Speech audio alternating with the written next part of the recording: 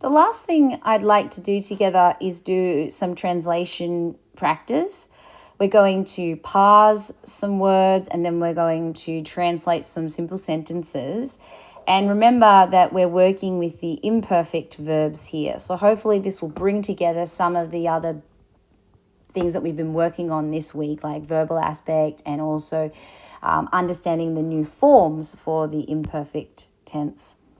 So when we're translating in a very basic sentence, the main things we want to do is parse the main verb, then parse our nouns, and then offer a smooth translation. Obviously, that becomes more complex, the more complex the sentence becomes, but this is a good place to start. So here is my sentence. I've got Iesus autos uk ebaptizen. Ietus autos uk ebaptizen. The first thing I want to do is find my verb. Is there anything that has an ending that I'm familiar with, or maybe I know the root of the word and so I can sort of guess from there that maybe I'm working with a verb.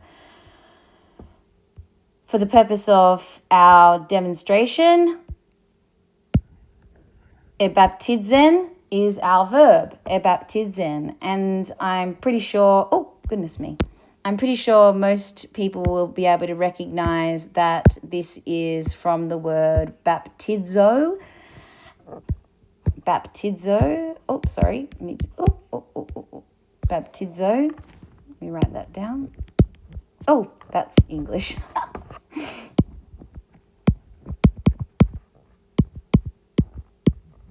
It comes from baptizo, which means I baptize. I baptize.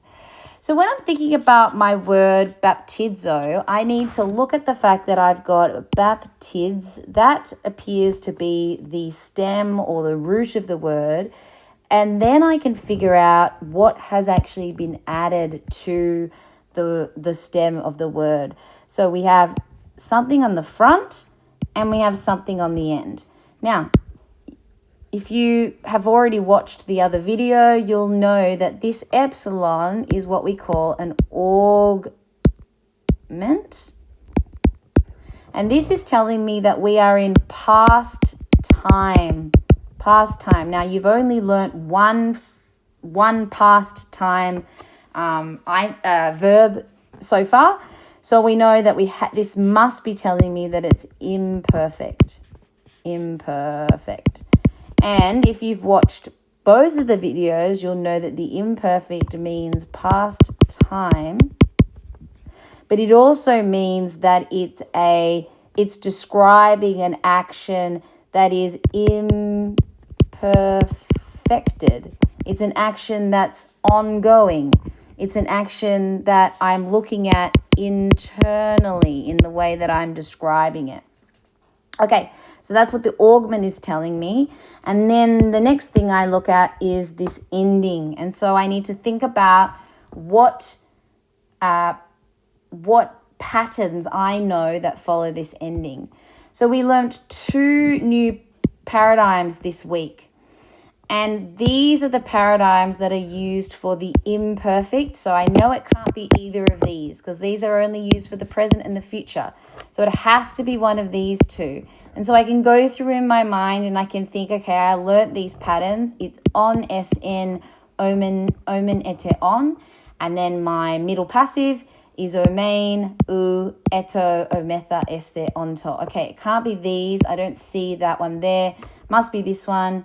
On SN, there it is, on SN, it's third person singular, and so it's saying he, she, or it. He, she, or it was doing something. I remember that baptizo means baptize, so it's he, she, or it was baptizing, was baptizing. When I'm parsing a Greek verb, I'm looking for, first and foremost, the lexical form of the verb, which I've already told you was baptizo. And then I'm thinking about which of these paradigms I'm working with. And then from that, I can answer the rest of the questions: person, number, tense, voice, and mood. So he was baptizing. He was baptizing. If I paused that, it would be third person singular. So there's one person, and I'm talking about that person, so third person singular. This is imperfect, meaning it's something's happening in the past time, but in an ongoing manner or internal manner. Third person singular, imperfect, and it's not present. It's active voice. The passive would be he was being baptized. He was being baptized, but this is an active voice. He was baptizing. He was baptizing. And we know that we're in the indicative mood because that's the only mood that we've done so far. Third person singular, imperfect, active, indicative, baptizen. He was baptizing. Now, he was baptizing. Is there something in this sentence that is in the nominative case, masculine nominative, that could potentially be the subject of this verb? Well, I look and I can see here that I've got Iesus and I've got autus. Oh, sorry, I've jumped ahead, haven't I? Let me clear these markings. I have Iesus and I have autus. Both of these are masculine, singular, and they are in the nominative case. That means that these are acting as the subject of the sentence. We know that Iesus means Jesus. Now, what's this autos? Autos means he. It's a pronoun. Now, we don't really need this pronoun, but if I was to include it in my translation, I would say something like Jesus. I wouldn't say Jesus he. I would say something like Jesus himself. It's emphasizing the fact that Jesus is the one that's doing the action, or in this case, not doing the action, because what does uk mean? Uk means not. So if I put all of that together, what do I end up with? I end up with Jesus himself, not he was baptizing. Jesus was not baptizing, or Jesus himself was not baptizing. You could express this as what we might say adding emphasis to the subject, he. Or you could just not translate it altogether. It's completely up to you. Both would be a valid translation. He was not baptizing, or Jesus himself was not baptizing. Here is another sentence. We've got ek razon.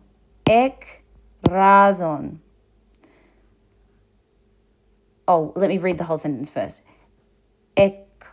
Ekrazon legontes hoti su, this is a capital sigma, su e ho Iesus tu theu. Now, this is a slightly longer sentence, so I might actually divide this sentence up into some clauses. I might start by identifying the verb. Here is our verb. Ekrazon. And you need to know your vocabulary to know that this comes from the word. Sorry, that's my dog. This comes from the word kratso. This comes from the word kratso, and it means to cry out. Krazo. And so ekrazo, when we've got this augment at the front, must be something that's happening in past time.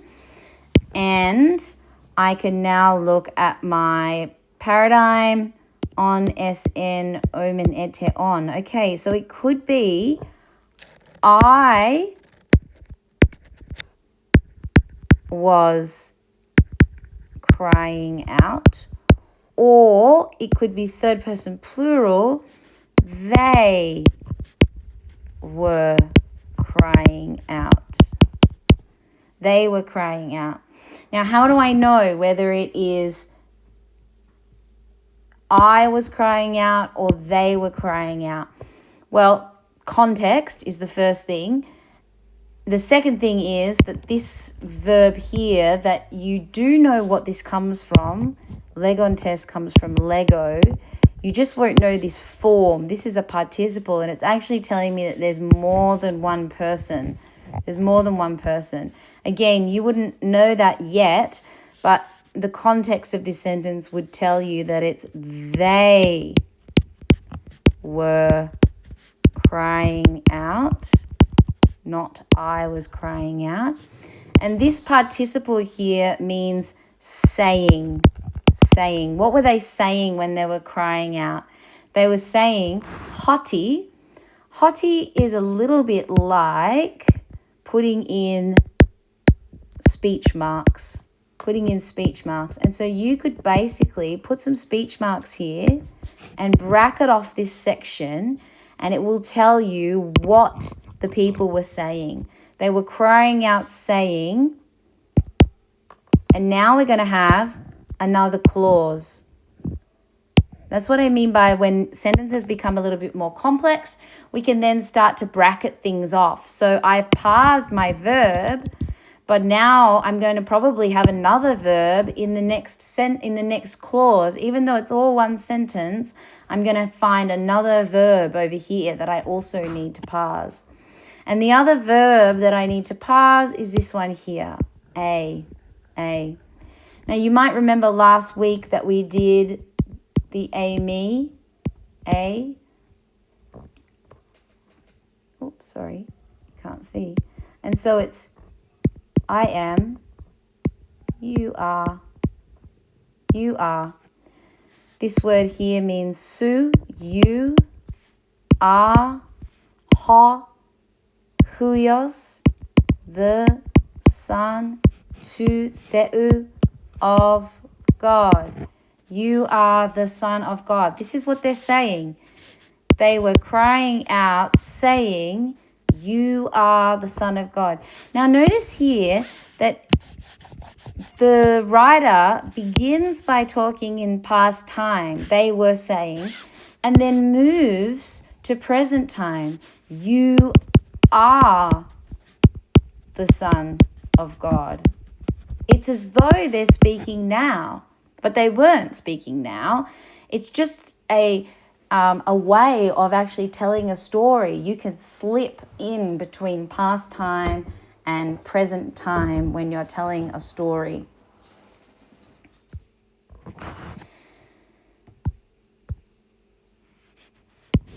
Ho, huios, we didn't parse this. This is a nominative. It's masculine and it's singular.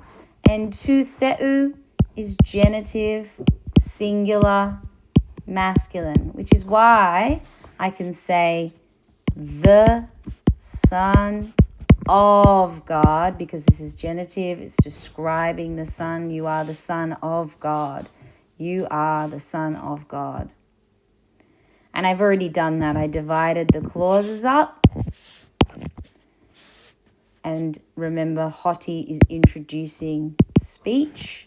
So we could put speech marks like that. So my smooth translation would be, they were crying out, saying, what were they saying? You are the Son of God. You are the Son of God. This is our imperfect verb.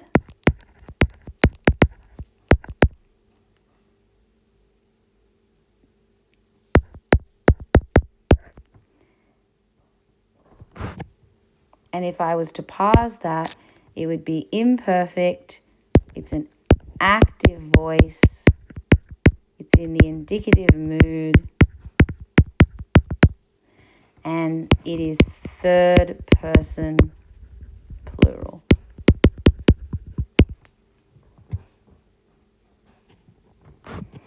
Here is a third and final example. 헛되 Iesus eperueto sun autois. This word here, de, is what we call a word that it's post positive. What I mean by that is the word de can never come at the front of the sentence in Greek, but when we're translating it, we translate it as though it is the first word in the sentence. De means but, and, also. And so even though it comes second, we translate it as though it's coming first. So just to bear that in mind, I usually put a little arrow like that just to remind myself that when I'm translating, I need to bring that forward. Okay, let's find our verb. Our verb is here in the middle, eperueto, and I know that it comes from peruomai, which means I go or I walk. And I've got my epsilon here. This is my augment. It's telling me that we're in past time, which means that it has to be the imperfect. Remember that we haven't learnt the aorist yet, so that's why I say it has to be the imperfect. Eto, and I need to think about the endings that I have learnt so far. So one of the endings was on, s, n, omen, ete, on. And these were what we called our active imperfect endings. And so it would be something like I was going, you were going, that sort of thing. Active imperfect. And then we had a second set of endings which went, main, u, eto, ometha, este, onto. And this second set of endings was what we called our middle passive imperfect endings. Now, because peruomai is a middle-only verb, middle only, then it has to use these endings. It has to use these endings.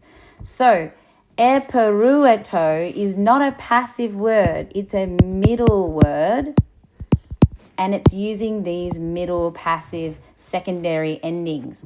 So this is a middle imperfect, and you'll remember that when we translate a middle-only verb like peruomai, we translate it almost identical to an active. I am going. I am coming. I come. I go. I sit. We use these.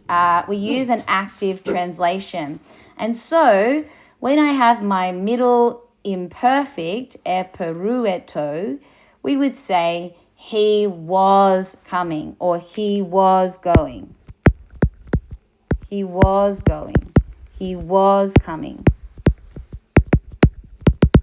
So I just highlight this because I just don't want you to think of these endings as exclusively passive.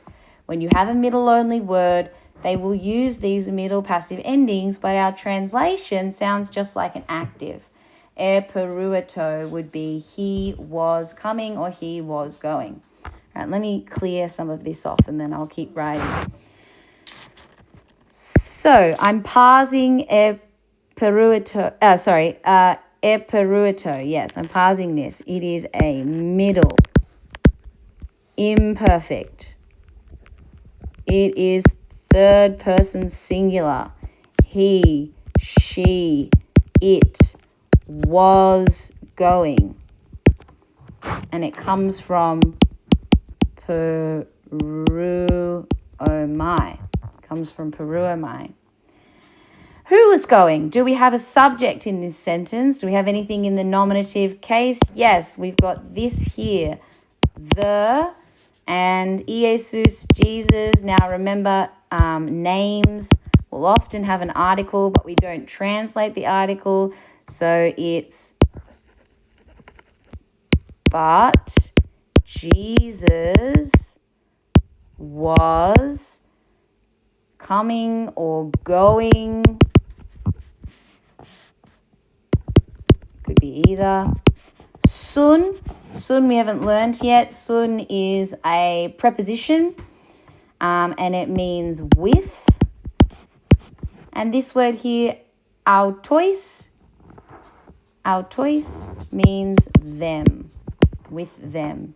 But Jesus was coming or going with them. Jesus was coming or going with them.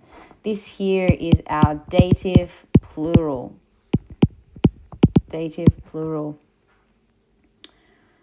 So that would be a simple translation of a word that uses those fourth and final set of endings that we have learnt this week.